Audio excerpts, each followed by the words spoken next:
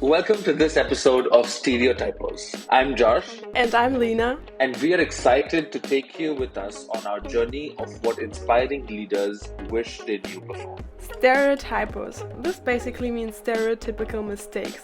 And yes, exactly. In this podcast, we are speaking about mistakes and learnings that others already made for you and will make your life as a young professional so much easier. Don't forget to join our LinkedIn group called Stereotypos. You can find more insights from our episodes and become a part of our network. Hello, Lina. How are you doing? Hello, Josh. I am doing amazing looking at you in your orange sweatshirt and me in my blue hoodie. It's from our thumbnail, isn't it? It's from our thumbnail because this is a very special episode. What are we going to talk about? We're talking about where we are so far in the first few episodes that we recorded, how we feel like, where do we think this is going, what are our learnings, stuff like that. Yeah, doing a podcast is a heavy journey, isn't it? It is. It seems doable, just a conversation, right? But then you really do it and realize there's so much more to it. Absolutely. So we just said when we started episode 1, we were very nervous, and we told ourselves, let's just have fun.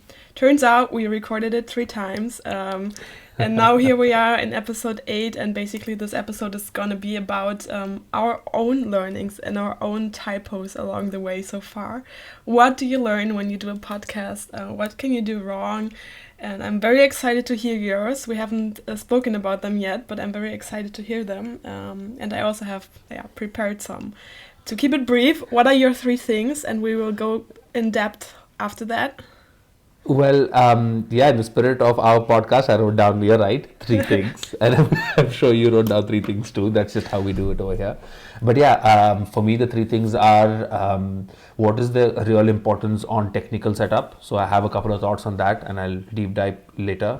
Another learning was, what is my relationship with snippets? It almost feels like less important, but I want to spend some time talking about that as well. Snippets about small pieces of insights, what our guests said.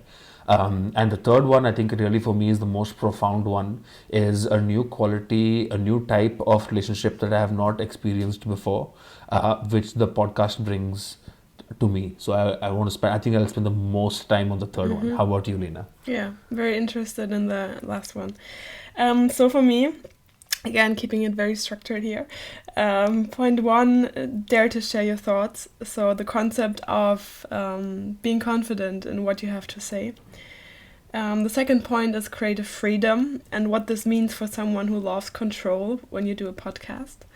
And the last one is that you shouldn't always try to reinvent the wheel yourself. And we've seen this in our previous episodes, and I'd really like to spend some time speaking about that. Do you want to jump straight to it, Lina? I'll give you the floor first for your first point. Oh, wow. Okay. Yeah, let's do it. So dare to share your thoughts and believe, this is the second part of the sentence, and believe that they can create value, especially among young people, young professionals.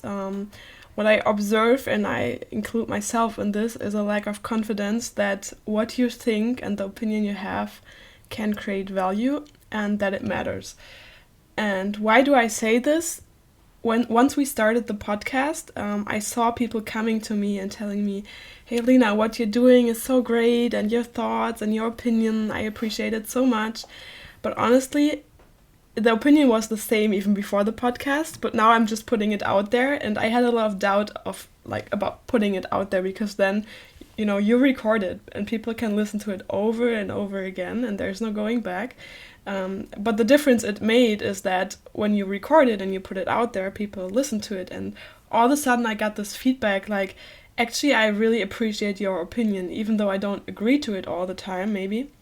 I appreciate that you're putting it out there, and I think this is something that a lot of young people should dare to do more often, even without a podcast. Yes, you're not the expert on a lot of things at that age, and maybe you will never be, but still you have an opinion, and it doesn't need to be driven by 100% of knowledge, but sometimes it's a gut feeling, or sometimes it's an emotion or a personal, standpoint. So dare to put it out there, even without a podcast, and dare to believe that it will create value for some people. And those people who don't want to listen to it, they don't have to listen to the podcast, and they also don't have to listen to your opinion. I think that's quite natural. Yeah, yeah. In the worst case, what would happen is someone who also has a similar thought would just feel less lonely because you said it. So if you said something that you feel like your thought, then someone else who's got the same thing feels less lonely. So, even that is worth our time to put something up. Yeah, Wouldn't you absolutely. agree? Yeah, absolutely. So yeah, point one, have confidence in your own opinion. Yeah, That's I it. think I'm going to wrap this up very beautifully, Lina, in my third point, and this is really coincidental. My third point is going to wrap up with what you said in your first point, and we'll just wait for it to come. Okay. Wow, what a nice line you're drawing. All right. Let's me, take I it to think, your Let's yeah, take it for to me, your I first think point. it was about the technical expertise one needs to set something up, and I have been working on this for such a long time because I also have a YouTube channel, and for me the audio needs to be on point and so on. And this is something that I already knew, but it's like a confirmation after making the podcast, these 7 episodes, is that the technical side of things is definitely important, but it's only important to get you inside the door, like the interview thing. It's not a showstopper. Well, of course, if there's no sound, then you can't hear them, and that is obvious. But once you have some quality of sound, even if it's not Dolby 5.0, once you have some quality of sound, now the story and now the insight and now the quality of conversation is far more important than anything else. Because the flip side is always useless. You have excellent sound, but what the other guy said, you don't follow any of it because he's so unstructured, he's so haphazard. So that was a very beautiful confirmation for me that it's our job to moderate well, it's our job to ask the right questions, to guide the guest in the right places, and to pull out of him the parts that we admire. And to bring those insights to other people. So yeah, I think after working a little bit on the technical stuff, there's no more to work or learn. You can do with 80%, but when it comes to the conversation, there's so much you could learn and work on. That was a Absolutely. nice learning curve for me. Yeah, I couldn't agree more. Actually, I think the technical side is where you can really mess up, and the content side is where you can really shine. The technical side, I remember the first episode with Krish. Actually, I was sitting in Barcelona next to a church where they were playing music all day, and in the building there was construction. So this is really a problem. Fortunately, you introduced me to the side of, or to the world of post-edit, so it solved this problem, but people are not going to notice that, oh, they have good quality sound, but people are going to notice that the content is actually good, and this is where you can shine, so yeah. Yeah, right. In YouTube world, we say that audio is more important than video. I mean, the most important thing in a YouTube video is audio. Like with shit video, it's fine, but with shit audio, people are out. So that's something similar to in podcasts as well. I mean, the sound quality is there, but the conversation and the flow, that's like way more important.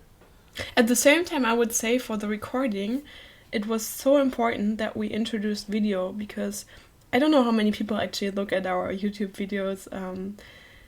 I hope it's more that listen to the podcast itself, but you had this idea of, hey, let's also do the video recording, and it was, for me, it was an additional layer of stress, because you're recorded, in a visual manner, but then at the same time you can look at your guests during the recording, and this transports so much more emotions. So I think, even though maybe for the final result, YouTube or video wasn't the most important thing, for the process of recording it was super helpful to have it. Yeah. Cool. Yeah, I'm the video guy. I can't do without video. I can come back after 5 years and reuse this piece of video, and I know it's going to bring so much nostalgia. So yeah, I'm glad with the video. I'm glad you're on board, Lina. And you know what? I'm so glad that you came up with this point, because my list of technical screw-ups is long, but to hear this from you is very calming to me, and you're the pro on this side. You were my, I should say, mentor to teach me what works and what doesn't, on the technical side especially, so I'm very happy that this point comes from your side. What's your second point, Lina? Yeah, we said we're gonna shotgun through this, so that's why we come from point to point, because I think also one learning is from us that you can lose yourself in discussions, and we're really trying to keep it sharp to maximize the value. So over to my second point. My second point has the title Creative Freedom. And this is something that I think you knew it before, but for me it was a completely new concept.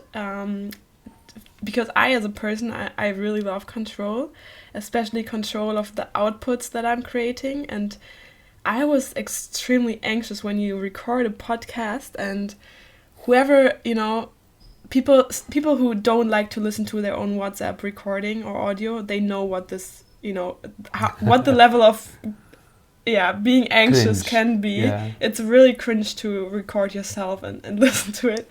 And so even in this dimension, my control attitude was even higher. So I really wanted to be on point, on spot on what I say and control every single second cut of what we do. Like, the first iteration we had, I think it took us probably more than 20 hours for the first recording because we were going back and forth, and then, hey, maybe you can put this part before this part and take out that second, and there's a weird noise there, so take it out. So, and this was not only creating headaches, and it was very time intense, but also it was, I think, really not getting us the best output. So what you introduced me to is this concept of creative freedom. And it means that, yes, to a certain degree, you should control, the outcome. You should contribute your opinion, and you should fight about whether this point is right there, or maybe you should cut this second. But it comes to a point where people just have different opinions, and this is the concept of creativity, right? So you might think there's a better way to title and to name our episodes than I might think, and this was a big discussion actually. But you're not gonna be happy if you fight out your opinion until the very last point to have 100% control. And this is where creative freedom comes in. So at a certain point, just trust that the other person and the other person's creativity will, pay the bill at the end, because maybe they're even better than you at this. Just trust it and call it creative freedom. So we had discussions where we said, okay, we agree to disagree, we'll call it creative freedom, and we let loose a bit of our control instinct. And this didn't only help me to do this podcast. Actually, once I understood this, it also helped me in real life to realize, when you get to this point, that is this actually a matter of wrong or right, or is it just a matter of creativity? And this is the concept of creative freedom. I think was a huge learning for me. Right? Yeah, no, I feel you on that. I think I would put it like with the sustainability word, we can go farther to people than one person, because I already started a podcast without you before I knew you. You only have so much energy. You can't do 10 things in the side all by yourself. You need a partner. So for me, more valuable is the fact that I get to work with you and I keep working with you. Then I have everything my way. So yeah, that's how I would put it. But yeah, we both learned this. You're right. Can you think of a situation where what I did was against what you were thinking, or an argument we were having, and you just labeled it creative freedom, and you said, okay, let's take it from here? Mm-hmm. Do you have Yes. anything? Yeah, I do. I think because people have listened to our episodes and they are listening to this one, they would completely relate with this. There are two spectrums. Sorry, there are two ends of the podcast spectrum. One side is where it is super sharp, like the HBR IdeaCast, where it's 15 minutes long. There's one idea, one guest. It's rinse and repeat. Then they're out, and now it's episode 2. We're talking about leadership. So there's that one end, and the other end is where one spends time just talking a lot about how he feels, about his past, about how he got to this point, things like this.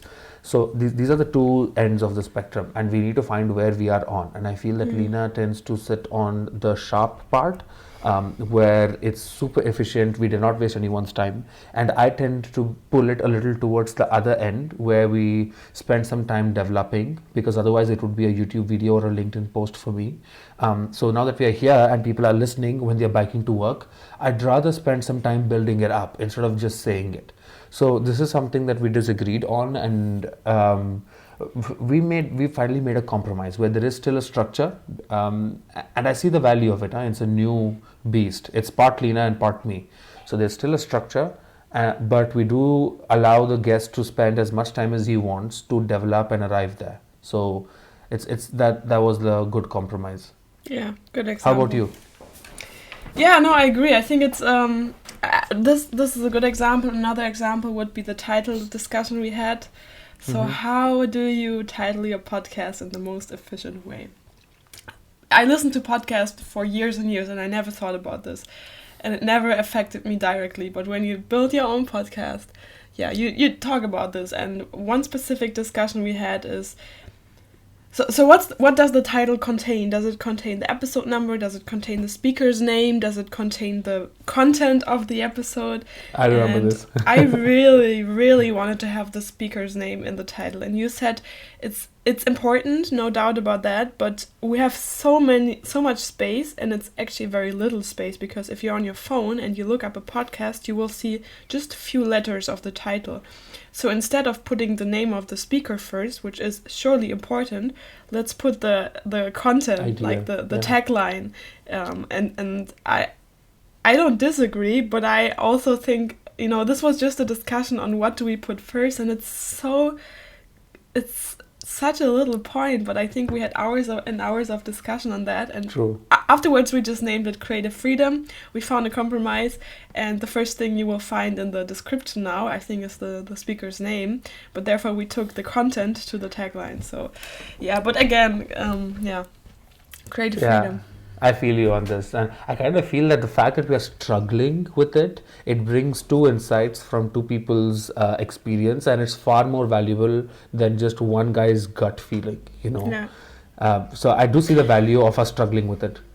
Honestly, I'm happy if people learn from a podcast, but I'm very egoistically speaking, much more happy what I learned from the podcast, because That is so deep, man.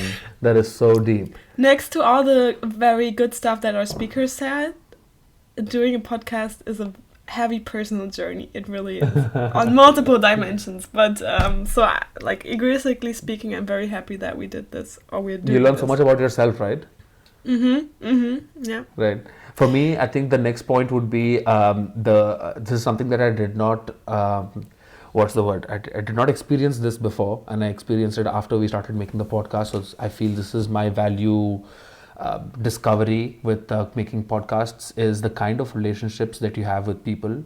I feel that people that I've known for the last 3 or 4 years, a prime example would be Danny. I've known him for so long, and he has helped me so much discovering about what are my strengths at work. But some questions we would just don't ask because they're either too daring or it's just way too vulnerable kind of a question. But some questions we just don't ask. And when it's on a podcast, it's like everything is permitted. Like we asked Danny what brings purpose to his life from the job, apart from the salary. These kind of questions we just never ask. I remember Michelle's sister. I've never met her, and now I know her so well. The decisions that she made when she was 20 years old, maybe her students also don't know, who see her for 20 hours, but I do. I really like this value proposition, and this kind of wraps up to what you were saying in the beginning, Lina, is that you have an opinion like everyone else, but the fact that we put you in a podcast recording and we ask you for your opinion is when a valuable opinion comes out. Where me and Lina have hung out a bit before, and I've never heard these quotes from Lina, what she's read about leadership, what she's read about kinds of managers, what she's read in this book or that book and stuff. I've never heard it because we've never had the opportunity. But then when we have a podcast recording, there's a side of Lina that I see which I wouldn't if I was having dinner with her, I wouldn't if I invited her to Paris and went to have ice cream, So Yeah, but I want to challenge this one. First of all, I think what you're saying is a little gold nugget here. I think it's a really good point, and it's very deep. I want to challenge this one. Why don't you ask these questions in private? Just do you not ask these questions, or can you not ask these questions? It never gets there. I think, when we meet someone, I hang with Mayank, a good friend of mine, pretty often. And the operational tasks that one talks about is how your week was, what do you want to have for dinner, do you feel like a coffee or a beer, these kind of questions. And we spend some time on that. And I do talk about my YouTube, right? But I have never asked even Mayank for that matter, because it never gets there. It's not like I'm afraid of asking him. It's just never gotten there. When you were 20 years old, what was your thought process like about do you have any regrets from what you did when you were 20 years old? Yeah. Right? It just never gets there. It's just like, yo, why are you getting so confrontational? You know, it sounds like that, but when you put it in a podcast, it kind of feels like, oh yeah, I want to share. I agree to this. Yeah, but isn't this funny? Because these are very sometimes sensitive questions and very private questions, and we don't speak about it when you're in an atmosphere of two, but you actually speak about it on a podcast where you record it and the whole world can listen to it. So true. I think this is a bit it's a funny. I'm liking the English word to describe it right now. It's like a bit controversial, but I agree that there's this very deep value we get of our podcast conversations, but I want to find out how can you have these conversations more in private, because they can be there, the content is there, the people are there, but we're just naturally missing on these kind of questions in our everyday life. But so why is it? Is it because of framing? You just said people feel a bit attacked or confronted when you ask these things. Is it a matter of framing, or how can we try to get these conversations more in our everyday life? 100%. I think my quality of conversation with friends have increased after I started the podcast, because I realized which words I can use to get to that point. So now, instead of asking them about themselves, I would structure it out for myself. One of the key learnings that I've had from my 20s was don't waste time watching TV. And now it's no longer about beer or about it's no longer about what you want to have for dinner, and now it's about 100%, Josh, I've had the same thing. Oh really? What was something that you wasted your time on? And all of a sudden it's not vulnerable anymore. So we are better conversationists thanks to this podcast. 100%, I agree with you. Yeah, and that I think to a big part comes down to being a good listener, because what I had to learn in the podcast, as someone who always likes to put out their opinion on the floor, and someone who has zero problem with speaking a lot and sometimes too much, if you're a moderator on a podcast, you're in the other role, right? So you're not here to deliver content most of the time, but you're here to get the good stuff out of your guests and ask and moderate and ask the right question. And this is about listening at the end. So listening, being an active listener, and this is such a hard skill. It is. That I think both of us are growing, but it's so important also in your private life, and so probably the skill of listening plays a very important role here. Yeah, I think this skill of listening in the podcast is almost on steroids, because the person we invited usually is someone we admire, you know, and we have a time frame. When you're hanging with your friend, you don't think that, this is a person I admire, let me try to pull out some insights that will help my life. When you're hanging with your friend, you're just hanging with your friend, you know. So yeah, this listening thing is on steroids on podcasts, and yeah, it bleeds into our personal life too. We start listening better. So many benefits of making a podcast, eh? There's a lot. It's actually more time intense and resource and energy intense than I thought, but the flip side, the benefits are also much bigger than I thought. So it's definitely a win, no matter how many people listen to your episode at the end of the day. What's your third learning, Lina? My third learning, don't always reinvent the wheel yourself. And what do I mean with this? It comes back to what we do as podcasters, but also to what you do as a young professional, the learnings you undertake, because we've had, 7 guests now, I think? Mm-hmm. And honestly, they don't know each other at all. They have zero link to each other.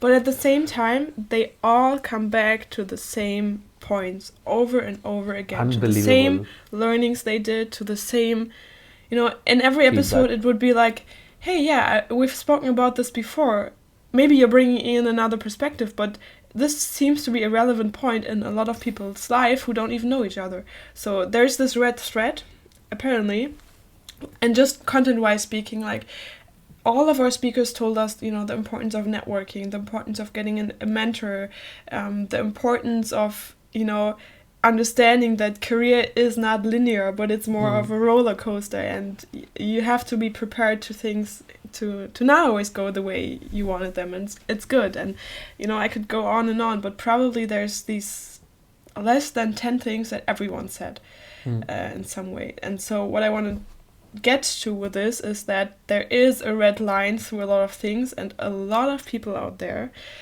have already made these learnings. So don't try to reinvent everything yourself. Try to find the right people that already made these mistakes, that already made these learnings, and leverage it from them. Some mistakes you have to do yourself. And I think a lot of mistakes that we did as podcasters, we had to do ourselves to learn from them. But a lot of things, be brave to ask people for help and for their advice and for their learnings. Same goes for doing a podcast. We are not the first and we're not the last ones to do a podcast. And there's many successful people out there who have done a podcast already and who have either failed or have been very successful. So I think we rarely ask anyone, like, how did you build up your successful podcast? You have many friends in the content creation zone, so we took a lot of learnings from them, but we didn't really maximize this principle ourselves. So yeah, don't reinvent the... It's funny. Yeah. It's funny because I remember Mayank also has a podcast, and he told me that what's more valuable in your podcast is the snippets and not the full content thing, because that's what will bring listeners to this thing. But that's something that I had to learn for myself. He said it before we started. We met him, and he said it. And the same thing even with Laura, who said that your content calendar is not as important as the feeling that you're driving something like this that she pointed out. You surely have a content calendar, and that's awesome, but also think about what is the emotion you're putting in your listener. This kind of thing that she spent some time when we asked her what is the success behind your podcast. So no, you're right, we don't have to reinvent it, and now I think I'm more attentive to it, given that I have done this journey myself on my YouTube and on my podcasting, that I'm more receptive, I'm more listening to it. 100%, you're right. The way that I started thinking about it is that if you put it into a picture, everyone learns through their life, and everyone gains experiences through their life, and this is probably the biggest part of our development, the learnings we have and the development, the experiences. And if you think of it of little marbles, so every learning is a little marble that you have, and you put it in a bag that you have or something, and you carry it with you, and the older you get, the bigger this bag of experiences get. And I think this is why I like to speak to my grandma so much, for example, because she has this huge... It's not even a bag anymore. It's probably a suitcase of marbles. And whenever I speak to her, she shares some of these marbles with me. And if you look at people, on the street, and you think, yes, they're probably carrying this huge bag of marbles with them too. Like, how do I get access to these marbles, right? How can they share them with me? So... maybe so this is how I think of it sometimes, because a lot of times you just look at people as they are right now, but you don't look at the development they've been through that has shaped them who they are right now. So yeah, I always try to think of this bag of marbles. That's such a beautiful image. I think I'm not going to let go of that anytime soon. That's such a beautiful image. Yeah.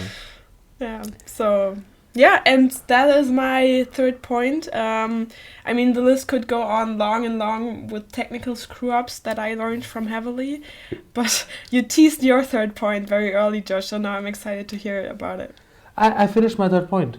Oh, you finished your third point. Yeah. It was about how it wraps up to your first point, in that we make this kind of a relationship with someone that would have never happened otherwise. Okay. And also as part of you that you never knew existed comes out. Like, I remember you're talking about this red kind of manager versus blue or yellow kind of manager. Someone likes a summary before, someone likes to see the whole journey. Knowing what kind of manager is, I was like, damn, this is deep. I didn't know about this. And I know Lina forever. Why didn't she tell me? It's not like she kept it away from me. It's just that it never came up. And this is a good way that it comes up, We never shared a bag of marbles before. We never shared a bag of marbles before. Oh, I like the way you put it. I think that could be, we never share our bag of marbles with everyone because it never comes up. Yeah. That's deep. I love the image. So, Josh, we are in episode 8. We started this, I think, in November or maybe even October last year, the discussions. It took a long work before we did the first recording. Now we have 8 recordings, no, actually plus episode 0, so 9 recordings, plus this one, it's 10 recordings. And we're still here. We're happily smiling. We had some fights, but I think this is healthy because you also build a very, very close relationship to your podcast partner. Concept of creative freedom and so on. So, what are your thoughts on, next steps? What's up with this? I don't know where you are with this, and I'm sorry I'm dropping the bomb online and not offline. I think we need a break. I think we need to process what we are doing. I love what we're doing. And for me, the most important thing about what we're doing is sustainability. In a year, I want to still keep doing it. So if we need a second to process what were successes for us in the previous episodes, make ourselves a stronger structure so we only spend 2 hours a week and not end up spending 20 hours each. So I think we need to take a step back and give it thought about what we just built. What do you feel like? Yes, I do agree. Doing a podcast is a lot of fun, but it's also a lot of work, and I think you need to find a way to do it sustainable. Plus, I think there's many more ways in which we can probably improve and create even more value for our listeners, and this is what it's all about. So, the title discussion, the length of the podcast, the guests we'll invite, maybe the way we ask our questions. I think we've gone through a strong learning process now through 10 episodes, but for sure there's much more learning to come, and I really want to make sure we take the time to reflect on this. To maybe come back with a slightly different concept. I don't know yet. Episode 11. But I think the beauty of seasons is that there's a natural cut and you can take this time to reflect on it. I think, it's also time for a new thumbnail. And we'll come back in different clothes. I think that's a very good idea. Yeah, I really feel that. I think what we're doing, we did not even think there will be value here, and turned out, this kind of value here, and turns out there is. So many people are reaching out saying that it was helpful. So the last thing I want is to stop doing this. So what can I do now to make sure that in a couple of years I'm still doing it? So that would be really being very sharp on my time investment. Maybe 1 hour for the recording, maybe 1 or 2 hours max apart from that a week from my side. And I don't want you to also spend a lot of time. This way we know that we'll keep doing it, So how do we get there? I think we may have to knock some walls down, like you said, maybe come up with a couple of new ideas, like you said. But I think the core proposition will remain the same. For those of you who are not watching the video, go watch the video. But Lina is doing that A-OK with her fingers. What is it called? A-OK? A-OK or perfecto. Perfecto. Yeah, I was trying to communicate with you without using the audio records, because this is also very interesting when you do a podcast and you see. You try to read your body language to understand where the episode is going, and I was just trying to use this body language to show Josh that I think this is an excellent point to give it a cut and wrap it up and be excited for what's to come. Thank you so much for your time, Lina. I can't wait to get to work with you again soon. Yeah, me too.